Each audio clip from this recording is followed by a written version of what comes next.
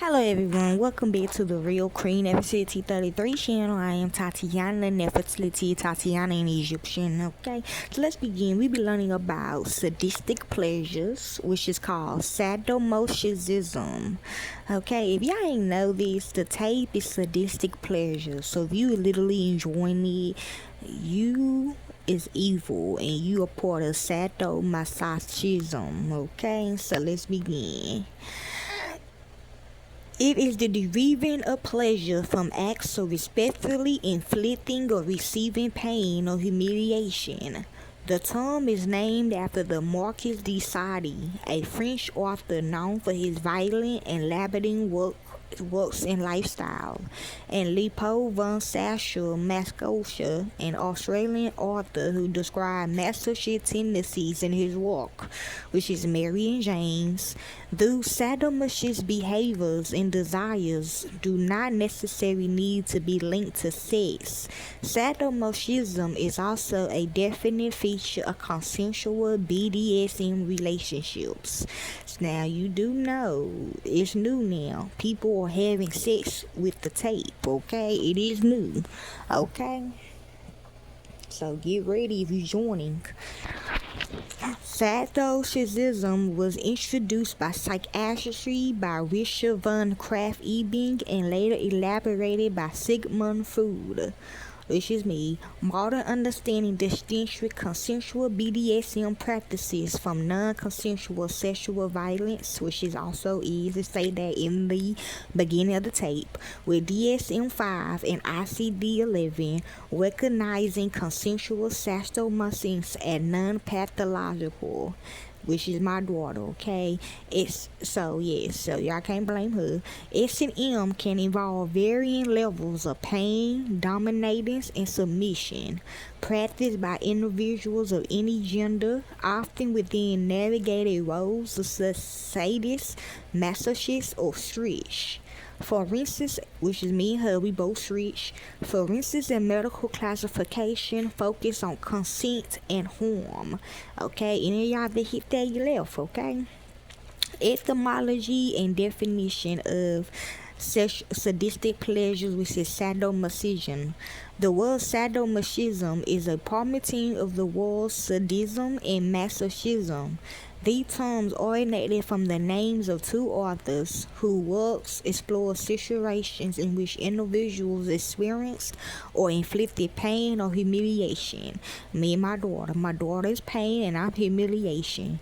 Sadism is named after Marquis de Sade, 1740 and 1840, whose major works include graphic descriptions of violent sex acts, rape, torture, and murder, and whose characters often derive pleasure from inflicting pain on others, which is Mary. What she did to my daughter. It said that in the beginning of the tape. Masochism is named after Leopold, which I'm also the one that take the pain. Leopold von Sacher-Masoch, 1836. Narcissism is named after Leopold von Sacher-Masoch, 1836 to 1839, whose novels explore his masochist fantasies of receiving pain and degradation, particularly in his novel Venus in Pills, which is Venus in Furs. Okay. German psychiatrist Richard von Krafft-Ebing, 1840-1902, introduced the terms sadism and masochism into clinical use in his work. New foreign that's her, okay, Jada Fire. New research in the area of psychopathology of sex in 1890. In 1905, Sigmund Freud described sadism and masochism in his three papers on sexual therapy after stemming from aberrant psychological development from early childhood. That's what she gonna say, babe. Few concepts, I think that's mainly me, but I'm not like you, so. fused concept of sadism and masochism was influenced by Kraft Ebing and hysterical model, the first compound uses of the terminology in sadomasochism by the Viennese psychoanalyst Asset Settle. Okay, I ain't gonna show you this picture though. Nomenclature in previous edition of the DSM referring to sexual psychopathology had been criticized as lacking scientific credibility, which is me. The DSM-5 distinguishes consensual, adult, kinky sexual interests like BDSM, fetishes, and cross-dressing as non-pathological. Yeah, because in the beginning it say sexual acts, it say rape, it say all that. All the worst thing you can think of is in the beginning of the tape. Like it's like a fucking movie. So FBR watching too. Unusual sexual interests don't make copies and shit like that. Reserving diagnosis of paralytic disorders only for non-consensual and harmful behaviors. Okay. So, historical origins. Sadomasochism have been practiced since ancient times, with some scholars suggesting that it is an integral part of human culture. One of the oldest surviving narratives citing its practice is an Egyptian love song, sung by a man expressing a desire to be subjugated by a woman so he could experience pleasure as she treats him like a slave. Yeah, that's them, that's not me. Roman historian Juvenal described a case of a woman who submitted herself to the whipping and beating of the followers of Pan. Okay? A role in BDSM. Sadomasochism is a subset of BDSM, a variety of erotic practices including bondage, discipline, dominance, and submission. Sadism is not diagnosed as a paralytical disorder unless such practices lead to clinically suggesting significant distress or impairment for the individual. Sadomasochism performed within the context of mutual and informed consent. It distinguishes, well, I'm trying to tell my daughter, but she don't understand, from non-consensual acts of sexual violence or aggression. Individuals may identify as and partake in the sadistic, masochist, or strict, performing both or changing roles. The regulation of sexual activity through criminal law is often ad hoc and inconsistent, focusing primarily on non-consensual acts, while also, which you can also see in the video, while also criminalize some consensual behaviors without a coherent legal rationale. Well, you can also see that too. Well, that basically the video though. I mean, I don't know. Nah, she's not. We already studied it. She is not, okay? But I guess, I don't know. I guess that's just how the machine made her do, okay? I don't know.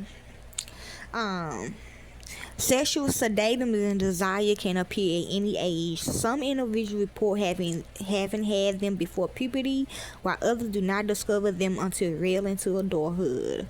According to a 1985 study, the majority of male sadomasochism, 53%, develop their interest before the age of 15, while the majority of females, 78%, develop their interest afterwards. The prevalence of sadomasochism within the general population is unknown. Despite female sadists being less visible than males, some surveys have resulted in comparable amounts of sadistic fantasies between females and males.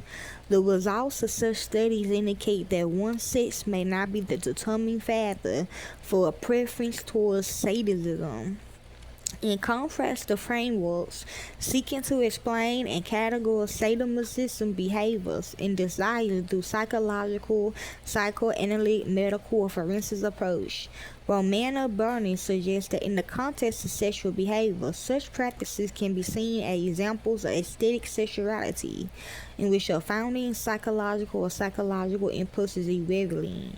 Rather, according to Burns, sadism and masochism may be practiced through choice and deliberation, driven by certain aesthetic goals tied to style, pleasure, and identity, which in certain circumstances she claims can be compared with the creation of art.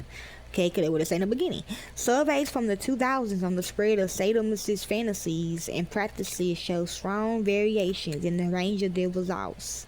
Nonetheless, researchers assume that 5 to 25% of the population practice sexual behaviors related to pain or dominance and submission. The populations with related fantasies is believed to be even larger. Okay?